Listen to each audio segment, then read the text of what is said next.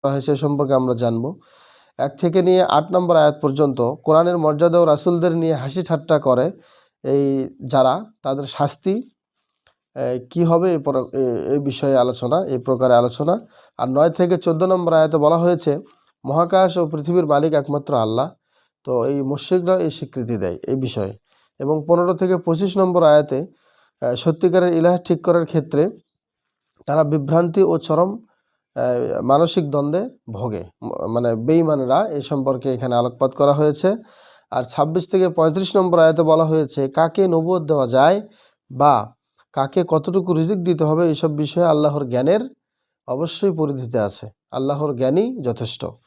আর 36 থেকে 45 নম্বর আয়াতে বলা হয়েছে আল্লাহ যারা আল্লাহর স্মরণ থেকে মুখকে ফিরিয়ে নেয় তাদের কোরআনে তাদের পরিণতি বর্ণিত হয়েছে, সেই সাথে রাসূলকে দেওয়া হয়েছে সান্ত্বনা। এরপরে 46 থেকে 56 নম্বর আয়াতে বলা হয়েছে মুসা আলাইহিস সালাম ও ফেরাউনের ঘটনা এখানে স্থান পেয়েছে। 57 থেকে 66 নম্বর আয়াতে নবী ঈসা আলাইহিস সালাতু ওয়াস সালামের কাহিনী বর্ণনা করা হয়েছে।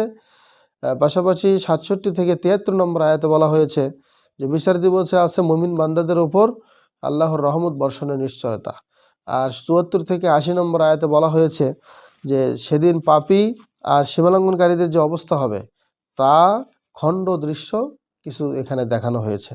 এবং সর্বশেষ 91 থেকে 89 নম্বর আয়াতে মহান আল্লাহ কোনো সন্তানাদি কিংবা সঙ্গী নেই, এসব গ্রহণের ক্ষেত্রে তিনি পুরোপুরি পবিত্র। এই বিষয়ে